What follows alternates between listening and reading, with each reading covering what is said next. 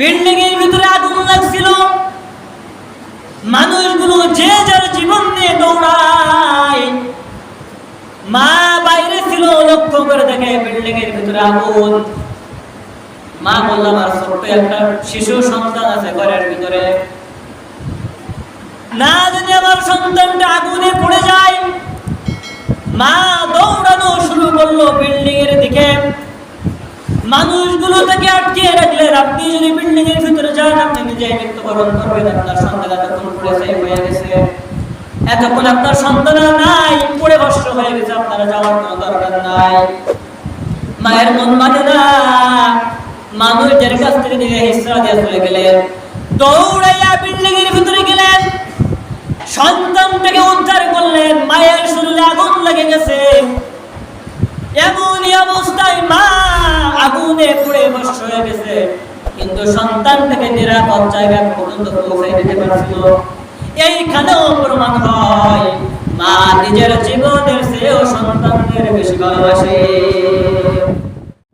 হযরত আলকামার ঘটনা আমরা জানি। মৃত্যুর আগে আলকামার জবান বন্ধ হয়ে গেছে, কথা বলতে পারে না। রাসূলের কাছে খবর চলে এলো, ইয়া রাসূলুল্লাহ, আপনার সাহাবী আলকামা কালিমা পড়তে পারে না, জবান বন্ধ হয়ে গেছে, মৃত্যুর কষ্ট তার উপভোগ করতেছে। রাসূল আবু বকর উমরকে সহ সাহাবাদের পাঠিয়ে দিলেন। সাহাবারা জি আলকামাকে কালিমা পড়ানোর চেষ্টা করে, কিন্তু জবান খুলে না, জবান বন্ধ হয়ে গেছে, বোবা হয়ে গেছে, কথা বলতে পারে না। সাহাবারা যে বলছে, রাসূলুল্লাহ, আমরা অনেক চেষ্টা করলাম, আলকামাকে আমরা কালিমা পড়াইতে পারি না। রাসূল আর দেরি করলেন না, আলকামার জন্মভূমি মাতৃভূমিতে চলে গেলেন। আলকামার গ্রামে যে মানুষের কাছে প্রশ্ন করছে, ও এলাকার মানুষরা আলকামার কেমন মানুষ ছিলেন? এলাকার সব মানুষ বলে, ইয়া রাসূলুল্লাহ, ইয়া হাবিবাল্লাহ, আলকামার সম্পর্কে মন্তব্য করার মতো কোনো ভাষা নাই, এত ভালো মানুষ ছিল, এত ভালো মানুষ ছিল, পরের মুত্তাকি আল্লাহওয়ালা ছিল। একটা মাত্র অপরাধ আমরা তাকে দেখছিলাম, সেই অপরাধ হলো মাঝে মধ্যে স্ত্রীর কথা শুনে মা বাবার সঙ্গে চক্করম করে কথা বলতো। এত ভালো একজন মানুষ, পরেজগার মুত্তাকি আল্লাহওয়ালা মানুষ, এত পরেজগার মানুষ ইবাদত বন্দেগী করছে, একটা মাত্র অপরাধ, বইয়ের কথা শুনে মাঝে মধ্যে মায়ের সঙ্গে চোখ আঙড়িয়ে কথা বলতেন। এই কথা যখন রাসূল শুনলেন, সাহাবাদের কি বললো, আমার সাহাবারা,